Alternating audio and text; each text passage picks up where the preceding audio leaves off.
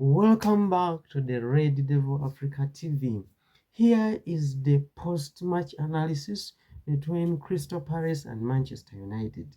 We are all happy and excited, but this is what we expected. Remember in the last video we predicted the score is going to be 3-1. Unfortunately it was 2-1, but still it was a win. So welcome to the channel and let's dive into the video. After winning Crystal Palace, Manchester United has now moved to position number 3. Can you believe that? Manchester United is now number 3 in the Premier League. Let that sink in. Let that sink in. We are all excited. Here on the African continent, we are all excited about Manchester United. Obviously, for reasons we have our own so-called immigrants contributing to the great comeback of Manchester United. Here we can mention but a few. We have Brian Mbeumo is contributing a great immense role in bringing back Manchester United to glorious days. We have Ahmad, we have Nasser Mazarawi. We can't mention all of them. We can't mention all of if you looked at how we started the game, we didn't start the game so well. So let's give the credit to Crystal Palace. Crystal Palace opened the game so well that they had to score a goal in the first 4 minutes. Look, this was a great test as Michael Carrick was able to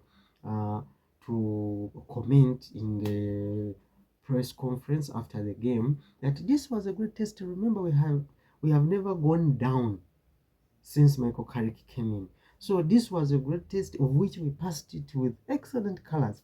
Why? We went a goal down. We went a goal down, and we in that moment we did not panic. We didn't panic. Yes, we did not play so well the first half, but Manchester United did not panic. All the players were composed. They defended so well. They worked as a group, and we finished the first half without much damage. Because if you look at Amorim's team, every time we used to go a goal down, the whole team could get disorganized. Players would look lost in the system. But nowadays you score Manchester United, you regret why you scored. The moment you score us, you're gonna regret why you scored, because we are going to attack you like bees, like wild bees. I mean African wild bees. So that is exactly what happened to Crystal Palace. Crystal Palace, you must remember that they have been in a good form, especially in the UEFA Conference League, of which they even progressed. Now, here in the Premier League, when you look at our previous games, whereby in the last 3, where they won 1, we won 1, and we drew 1. So it was an even distribution in terms of performances. And when you also look at how they have been progressing, how their manager, of course, is leaving, but when you examine this manager, Glasner is a very good manager. So the way they compact their team and they make it so hard for the team to penetrate, and then they attack immensely, it shows you how important this win was for Manchester United. So when you look at the match statistics, we were able to dominate the whole of second half, especially after Crystal Palace getting a red card. Lacroix, the goal scorer, I hope I got the name well. Lacroix, the one who scored their goal, got a red card. But I don't know why some of our own fans are doubting this. This was a last man. The pulling was obvious, and this happened in the box, in the goalkeeper's box. Obviously, it was going to be a red card, and it was going to be a penalty. I even don't see the reason why we had to take all that long, more than 7 minutes, trying to analyze and all that, where the final outcome or result was always going to be one that is going to be a penalty. So from the second half, we obviously dominated the whole of second half.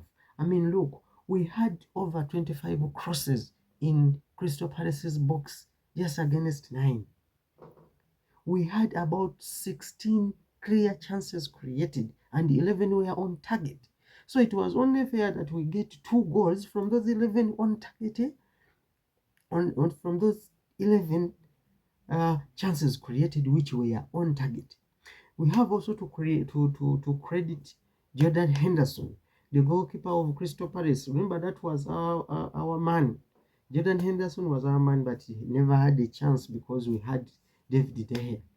So this is a very good goalkeeper who had one of the most interesting match of his career, where he had a lot of saves. So we have to credit them for playing well. The whole of our staff, they played very well. They stopped all our attacks. They were controlling our dribbles. They were ahead of us in their arrangement. So there was no panic during the first half of Michael Carrick must have sat the boys and talked to them, and then on coming in the second half, everything changed. After pulling Cunha, Lacroix pulling Cunha, and we get a penalty, Bruno Fernandes, as usual, our Captain Fantastic, scored the goal, and now it was 1-1.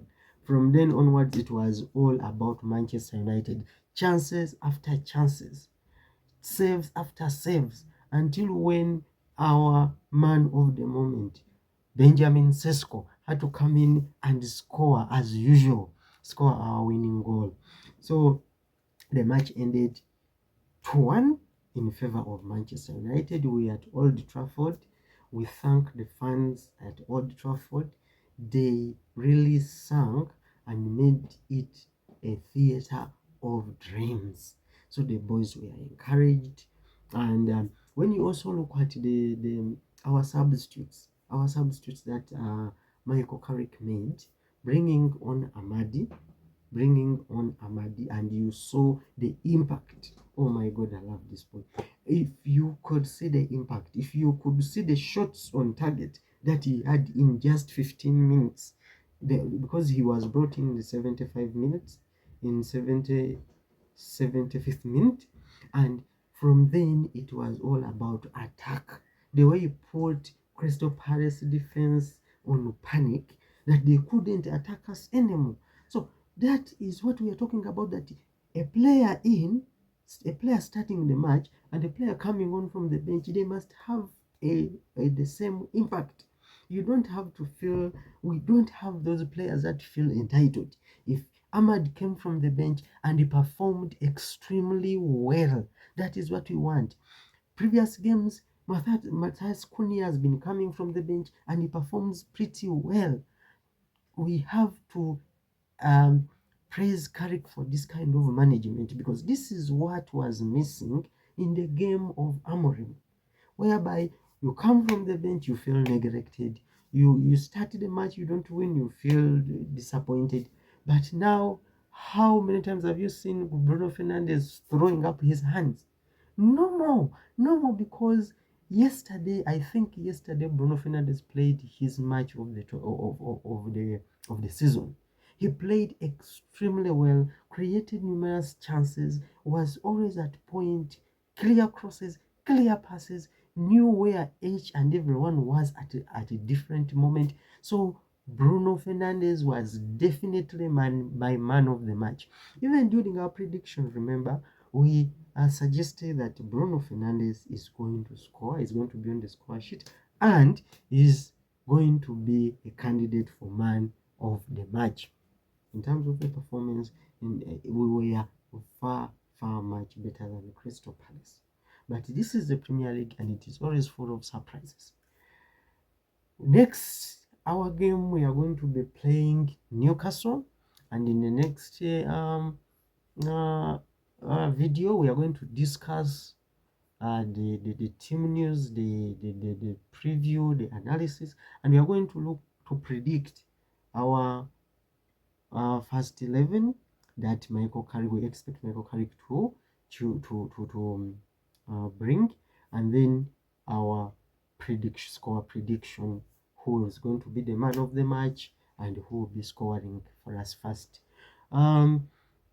We are so worried looking at substitutions of Maguire and Lacroix. The only person that I'm always worried about when I see any kind of limping is Lacroix, because the moment he gets injured, it is a long story. But I trust the strength of Maguire. My God, this is one player we least recognize. But Harry Maguire, having gone through a lot at Manchester United, everyone mocked him, laughed at him, everyone wanted him to leave the team. But this is a strong Red Devil who refused to give up. He always came back and fought for the badge.